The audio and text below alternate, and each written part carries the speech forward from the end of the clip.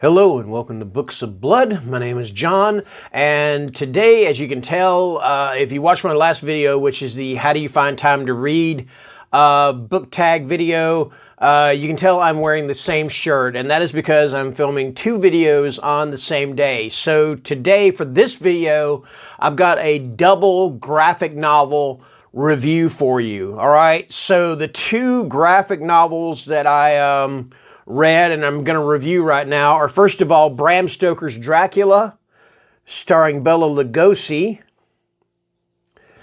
and let me grab it, Harleen. And this one is written and illustrated by Stefan Sejic. I am not sure how to pronounce his name. I'm probably butchering the hell out of it. Anyway, spoiler alert, I'm going to give both these graphic novels a 5-star rating because I absolutely loved both of these graphic novels. Now, I don't normally review graphic novels. In fact, I think this is my first time actually reviewing graphic novels, much less two of them. So that being said, let's go ahead and start with Harleen. All right. The reason I love this one, the reason I gave it 5 stars, is because, to be honest with you, I've never really been familiar with the origin of Harley Quinn in the Batman series. I know she started on the Batman the Animated Series back in, the 90s, I believe it was. I didn't get a chance to watch that show too much. I heard it was great. I need to go back and watch the episodes, but I didn't really get a chance to watch it that much back then, so I didn't really have that much of an interest in the character. Okay, now move into the 2000s, 2010s and stuff, and some of the Batman storylines that I've read, like Hush and some other ones. Hush stands out the most. I've seen seen depictions of Harley Quinn. I thought this is a really interesting character, but I didn't know anything about how she came to be. All right. So this one here is kind of a definitive, at least to me, it is a definitive origin of Harley Quinn, about how when she was Dr. Harleen Quinzel, and she had this idea that she could, through interviewing all these criminals like Killer Croc, the Riddler, Mad Hatter, and the Joker, that she could kind of determine whether or not somebody was going to become a sociopath just from listening to them. That was kind of the gist of the whole thing. And she does great for a while. She's interviewing all these criminals, but the one that really eludes her is the Joker. And she does finally get a chance to interview him. And then one thing leads to another. She ends up basically falling in love with him, and then this begins the whole transformation into Harley Quinn. All right. The one thing I liked about this is that her transformation into Harley Quinn, it kind of runs parallel to Harvey Dent's transformation into Two-Face. There's one scene where she is talking to Harvey Dent pre-Two-Face, and Harvey's like telling her he wants to stop this thing. He doesn't want her doing this experiment or whatever she's doing anymore.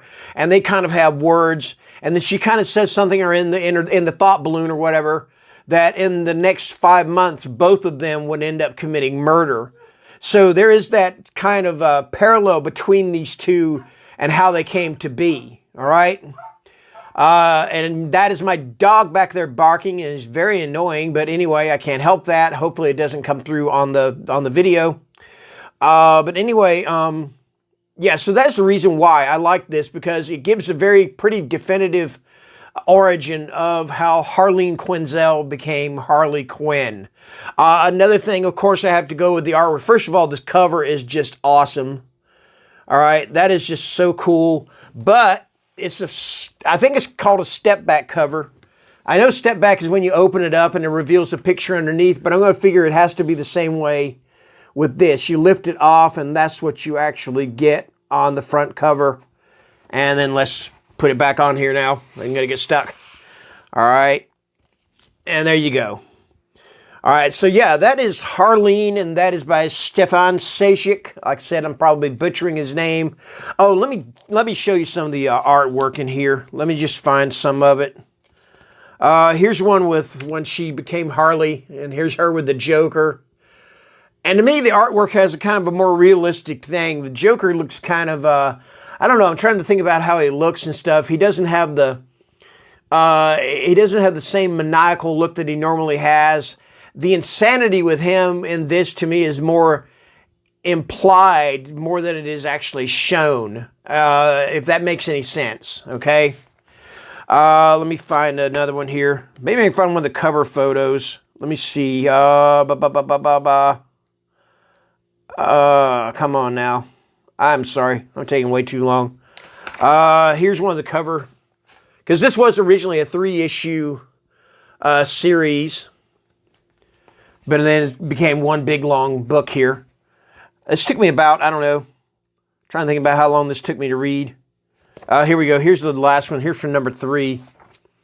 Yeah, here's some stuff there.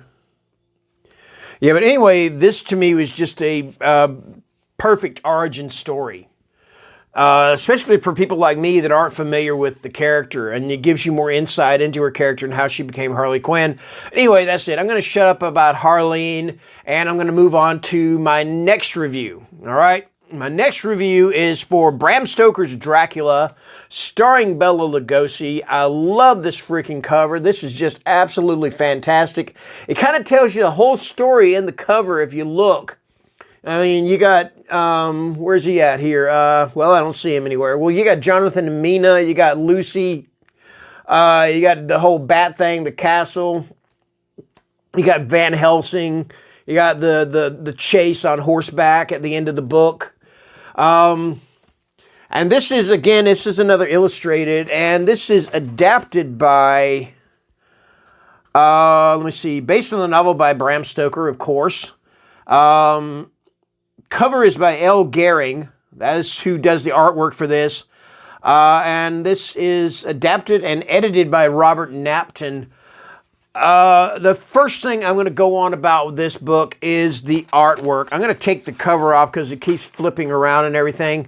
The first thing I'm going to talk about is the artwork. So let me find some really awesome pictures here. Here's one at the very beginning here. You got Dracula and what looks like Lucy, and this is just kind of a prelude or whatever, just a splash page, I believe it's called. Let me see. I'm gonna find a few pictures here, just to show you just how absolutely awesome this book is. Where's the one with the? Here we go. Here's one whenever Jonathan Harker arrives at the castle. And you see Bela Lugosi as Dracula, or just Dracula, saying, "I am Dracula," you know. Let me see. And this book is about 5 chapters. It goes by chapters. Let me find one here. Let me see. All right, let's go out here. Come on now. I'm taking too long. I know that. I'll apologize for that. Here we go. Here's one where on the Demeter, when they open the, whatever that part is down the bottom, the cellar or whatever, I don't know the first thing about ships, but then Dracula, who is in the form of a wolf, leaps out. I mean, this is just some really awesome black and white artwork. Let me find one. And you know what happens in the book. The book is the exact same as the novel. I mean, so you know what happens. Let me find, no, here's the one. I love this one here. This is where Lucy is staked through the heart by Arthur. But yeah, that is the first thing that drew me into this book, was the artwork. The second thing that drew me in was the story. And of course, we all know the story of Dracula. You know, Jonathan Harker goes to Transylvania, basically to make a deal with Dracula about buying some real estate in England. And then Dracula comes to England, bites Lucy, bites Mina, all that stuff. And then everybody has to track him down and hunt him down and kill him. That's the novel, okay? So this is told in graphic novel form. The one thing I loved about this is the way the artwork filled in the blanks, the things that they did that's not written about as far as the graphic novel adaptation.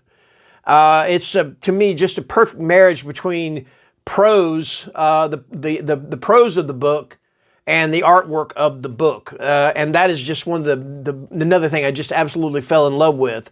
First and foremost, I'm going to tell you, like I said, it was the artwork, but then the story and the way the artwork and the prose came together just did the trick for me. And when I saw this said Bram Stoker's Dracula, I thought, well, is this going to be like a kind of a remake, a comic adaptation of the remake of the Francis Ford Coppola film with Gary Oldman, instead having Bela Lugosi in the lead role? And I thought, and it kind of is in some ways, but in more ways it's not. In a whole lot more ways it's not. It's basically kind of an in-name only sort of thing. So yeah, there you go. Yeah, who is the publisher? I think the publisher of this is Legendary Comics. And they're like Legendary Films, the ones that make the Godzilla movies now, and they made some other ones also. But yeah, that is my reason for why I absolutely loved Bram Stoker's Dracula starring Bela Lugosi. It was just the artwork and the marriage between the two, the art and the prose. All right. So yeah, that is going to do it. That is my double graphic novel review of Bram Stoker's Dracula starring Bela Lugosi and, let me hold it up here again, Harleen. All right. And this is going to post on Tuesday afternoon at 2:30 in the afternoon. So again, it is still the weekend. I'm filming 2 videos on the same day, so this is my second one. Anyway, thank you guys for watching. Enjoy the rest of your weekend, and please stay safe out there. Thank you. Bye.